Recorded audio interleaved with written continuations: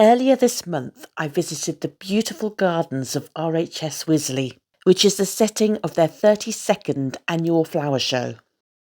It was a lovely day out with plenty of beautiful plants for sale from over 40 specialist nurseries and stunning floral displays, as well as the exhibition pieces from nurseries such as Norfield Nurseries, who specialise in acers and Japanese maples, a stunning display of hostas from Sienna Hosta, mandevillias from Mandy Plants, who I interviewed last year, unusual and exotic trees and shrubs from Jurassic Plants, a selection of bonsai trees from Driftwood Bonsai,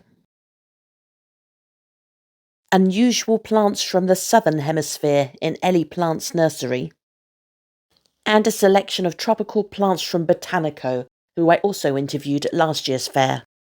Drought-resistant plants from A&J Plants, and lilies from Hart's Nursery. But now I've got some interviews for you from some of the expert stallholders that I spoke to. Hello, I'm June Nash. I'm the General Secretary of the National Dahlia Society, and we're here at Wisley at our national show, which we have here every year at this time of year, where you'll see some of the best dahlias in the world.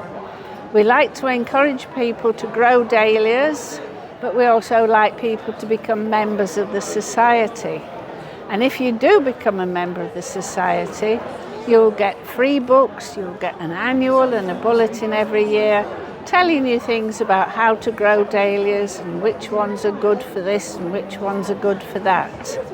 Behind me we've got a garden display of dahlias, with dahlias intermixed with other garden plants. As you can see here, every colour under the sun except blue or green, although some white ones have a shade of green, but they're not really green, and some have the name blue, but they're not really blue. But they're beautiful all the same. My name's Tony O'Connor. I run a nursery in North Somerset.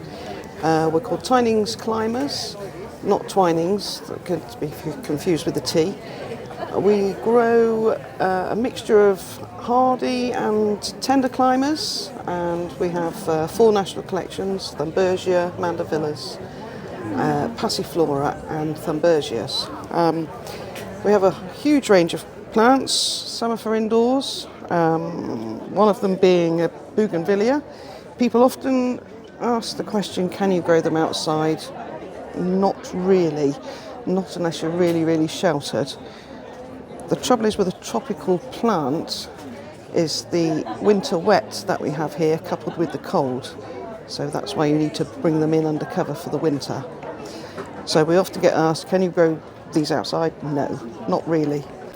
We also have another plant which is lovely. It's Dregia sinensis, a very scented plant. You need a very sheltered spot outside for it, but the scent on them is lovely. They're also known as a false Hoya. So we have a large selection of different clematis, passion flowers, and quite a few for indoors. Hi, good afternoon. I'm Jo Jackson from Ottershaw Cacti. We grow all manner of succulents. So we're based very close to Wisley in Ottershaw, just round the corner here. We specialise in aeoniums, so we're going for a national collection of aeoniums, hybrids, and we have 8 of our own that we've grown ourselves, so which we're particularly proud of. We've won a number of gold medals at the Chelsea Flower Show, which indeed we're also particularly proud of, and enjoy showing and growing our succulents. Here this weekend we are focusing on Pink Witch, which is a gloriously pink aeonium, which multi-headed and everybody seems to be going mad for. We've also got many of the 150 different varieties that we grow here as well, so there's lots for people to choose from, as well as lots of mini succulents. They're always quite popular for the succulent gardens, and cacti of course. Hi there, my name is Rob Hardy, Hardy's Cottage Garden Plants of Free Folk, Whitchurch in Hampshire. My wife is the boss. She's the horticultural trained one. I went to Writtle College in Essex and studied commercial veg growing. Did a 10,000 word thesis on rhubarb, but she still got one of the top marks of the year. We started our nursery back in 1987. We went to a car boot sale, and Rosie, my wife, was clearing rubbish at the garage and saw plants being sold, so she came back and dug the garden up. We then found out while we were doing the car boot sales that people were asking for the old varieties of cottage garden perennials. And so we started off growing them. We now grow over 1,500 varieties, peat-free, outdoor grown, and we've been peat-free for 13 years. We used a compost from a company called Westland originally, and they managed to get to 50% peat-free. They started using a wood fibre, and then they stopped selling to commercial growers. They only sold retail. So we then started looking around. There's a company called Melcourt, which the RHS now endorse, and they work on bark-based compost, which has a little bit of coir in it. So we started using that 13 years ago, and it's a consistent mix. That's why we've been successful with it. The only thing we add to it is slow-release fertiliser, which is an osmocote, which is a 12 to 14-month osmocote, and it just releases fertiliser on a regular basis throughout that period. We exhibit at all the RHS shows. We did Chelsea for 29 years. We've got 24 gold medals. Hampton Court we exhibited since it first started in 1990. Not missed a show in 34 years. We do Malvern, Gardeners World Live at Birmingham. So we do shows all around the country. My name is Ylva Blid Mackenzie, and I run Madrona Nursery together with my husband Liam Mackenzie. And we have been in business now for 40 years. So we have quite an established business. It's a family business. We grow a very wide variety of plants. A lot of them are quite tropical, and at least could give that impression, although they might be hardy.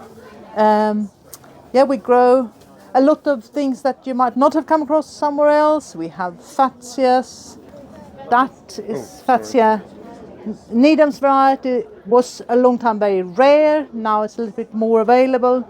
We have things like, this is new for this year, it's quite exciting, Farfugium, Green Giant, large shiny leaf.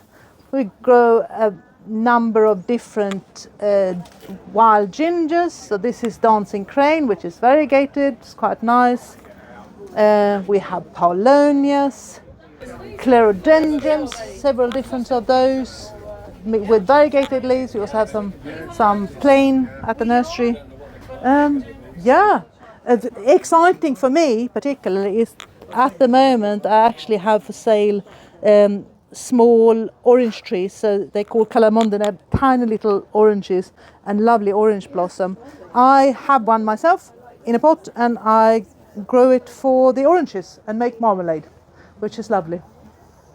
Right, hello, my name's Joy Michaud, and I have a company called Sea Spring Seeds, and we sell seeds of all vegetables, but we've specialised in chilies now for the last 30 years, I think it is. We started with selling fresh chilies through the post before the internet, so it was with cheques and paper order forms, and now we sell mostly seeds, but we also sell a lot of plants.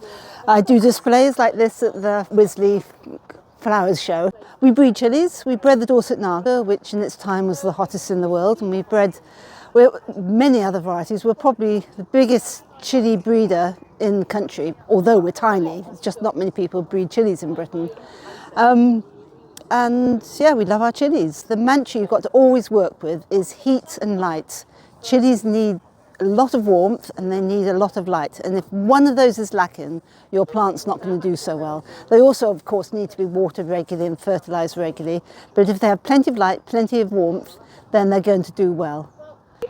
Hello, my name's Jodie. I'm one half of the Caley brothers. We're actually sisters and we're based in West Sussex. We're mushroom farmers and we grow ready-to-grow kits to get everyone growing more mushrooms in their own home. Like anything that you grow in your own home, they taste much better than anything that can be shop bought. They've got a much bigger flavour and better texture than anything. So we've got lovely yellow oyster mushrooms here. We've got pink oysters, grey oysters, all kinds of different mushrooms that you can grow in your own home. Not only that, but do we teach other people how to grow mushrooms. So we run workshops. We've got workshops at Fortnum and Mason, the Tate Modern, and also our farm down in West Sussex over the next few weeks. We do lots of project kits. We've just written a book with Kew Gardens called Project Mushroom, and in here it teaches you how to grow mushrooms on sustainable substrates like coffee grounds and straw, whether that's indoors or outdoors with log growing, utilising your damp, woody area in your garden if you have one. So there's lots of ways to get growing mushrooms, and we're here to teach everyone a bit more how to do it. It's very simple. They don't grow in the dark, they want a bit of light to grow, so we like to dispel all the myths about mushroom growing as well.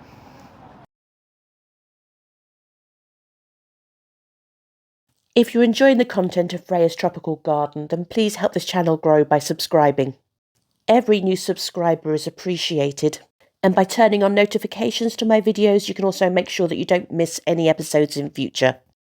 You can also follow me on social media, where I'll release links to my latest videos, as well as share my flower of the day. You can follow me on X, Instagram, Threads, Facebook, or join my Facebook group to engage in discussions and share your own photos. Freya's Tropical Garden webpage also has links to my videos and helpful advice. And now, in order to support the continued growth of this channel, there is an option of becoming a member, which will give you access to a private Facebook group where I'll be running monthly competitions exclusively for members, as well as additional exclusive content. And as always, I welcome your feedback in the comments below.